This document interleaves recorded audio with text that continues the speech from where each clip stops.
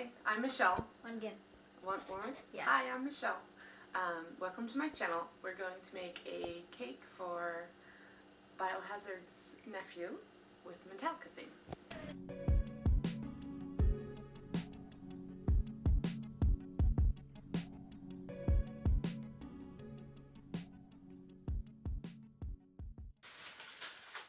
So that's what the cake's gonna look like. And underneath it, there's gonna be these guitars at the bottom. I think you'll like it a lot. Okay, so we have all our stuff. We have this chocolate cake mix. And we have some vanilla frosting, some fondant, some eggs. I'm gonna mix the cake. I don't have a mixing bowl, so we're gonna use this one. You guys know how to make cake. Let me show you the decorations. 2.5 cups of water. We're using canola oil because vegetable oil. When you bake vegetable oil, it becomes trans fatty acid. 1 cup. It's a lot. But a bunch of 13-year-olds are going to eat this. I don't think they're quite concerned about their figures. You can switch out the oil for applesauce. You can find a recipe on the internet. We can switch the oil for applesauce. You don't have so much fat. 6 eggs. The easy way to crack an egg. Hold it with one hand, tap it, put your thumb, and split the egg. And then you only have one icky finger. I am going to flour our pan. It's really big, and sometimes the cake will stick right there. In the middle? Yeah. So what we're going to do is we're going to put some oil, and then we're going to dust it with flour. Okie dokie. Just a little touch of oil. Not a lot. Okie dokie. Just a little bit. Just to get the pan wet. See, a little bit goes a long way. Just want to get it so it's not sticky. She has one dry hand and one wet hand. Mm-hmm.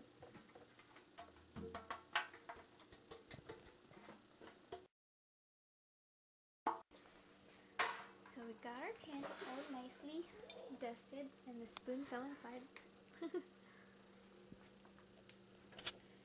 Ooh, chocolate waterfall. That makes me happy.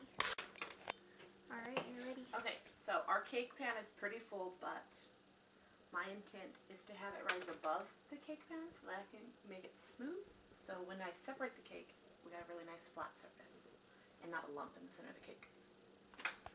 So this way it'll rise and you can cut your lump off and still have a good cake. That's that. So we have some food coloring that are Paste. so that it doesn't water down. Doesn't water down your frosting.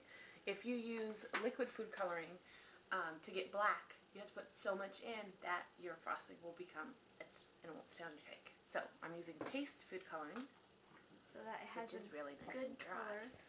It looks like a fluid eyeliner. It's like pink. Should we have some? Use the end of a paintbrush, and it's really thick, gooey.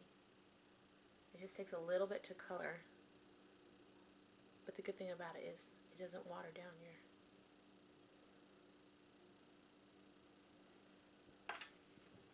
We'll mix it in. It just starts turning black. Ooh, that's pretty. Oh. Yeah, when using food coloring, if you want a certain color, start slow. You can always add more. You can't take it out. Yeah. Like if you want light colors. Slowly blend in. See how thick the still is? It's still very thick. Oh, you see the black starting? Mm-hmm. That's cool. It's getting darker and darker. With the black food coloring, I did one cake for Halloween and it looked very gray, but as it dried darker. So it will dry darker, almost like a paint. So don't worry when it looks gray. And the good thing about the paste food coloring is it won't change the flavor. You don't have to put so much so you don't get that chemically dye flavor. So with a lot of elbow grease, you can see that it's already very dark. It Looks like it has a shade of purple, but we put a swatch of it on paper, and look how dark it is. It turned black, so we're definitely good. Getting her piping bags ready. Ooh. I use disposable because then you don't have to worry about cleaning it. Yeah, those weird bag thingies are so hard to clean. I measured my tip, and then I put a line with my fingernail, and then I'm going to cut it so that it can actually pipe. Cool. Cut the tip off. See if we can get it cut off in one piece. There we go. And then your tip is slide in, and then you pick your point. I'm going to pick a small one because we're going to pipe flames. You sit it in place, and then you put the piece on top. And then screws on. Sweetness. Okay, so we are going to make colored frosting. We're going to make red, yellow, and orange for our flames. So I'm just going to try to separate it relatively even. On my awesome bowls. It looks like ice cream or marshmallow fluff. Which are both yummy. Okay, we'll save some just in case. Okay. Again, we're using our paste food coloring. This is a brand new one. Sealed nice and tight. You know, it's really funny that whenever you start to talk, that little girl over there Makes noise. starts to make noises. I'm going to put my gloves on so I don't dye my fingers anymore. I have really big hands, so the gloves are tight. This is my hand. This is Archie's hand. Oh. Very big difference. I can almost squish her fingers. So this is the fresh paste. It's a little bit moister. Look how awesome that looks. Nice and soft. It looks like blood. It's blue. Okay, I'm just going to put a little bit. And then I'm going to put an even little bit amount for the orange. I'm just going to do a little bit of red.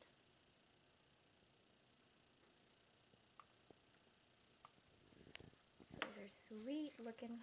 You guys, it's starting to smell like chocolate in here. My nose feels good. Wish you had smell-o-vision. Yes, I know. I'm a chocolate addict. Yep. Okay.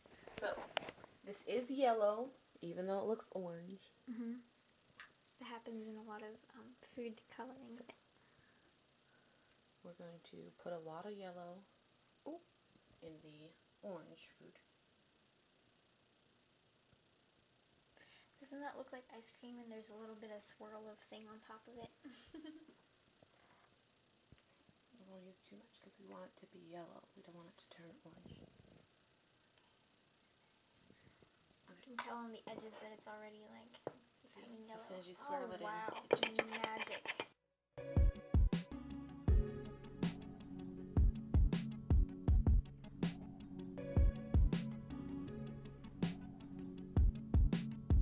Easiest way to fill a frosting bag so you don't make a mess. Roll it inside out. Because then you can put your hand in the bag. Like an ice cream cone. And then you can put the frosting and use your finger to wipe it in. And then when you're done, flip the bag in and you don't have a mess. You have the top. Pretty piping. Just gotta squeeze that in my mouth. Okay, so our cake is not jiggly anymore, so we're going to take a butter knife, a clean, dry one. If it's wet, the cake will stick to it. So you're just going to stick the point right in the center of the cake.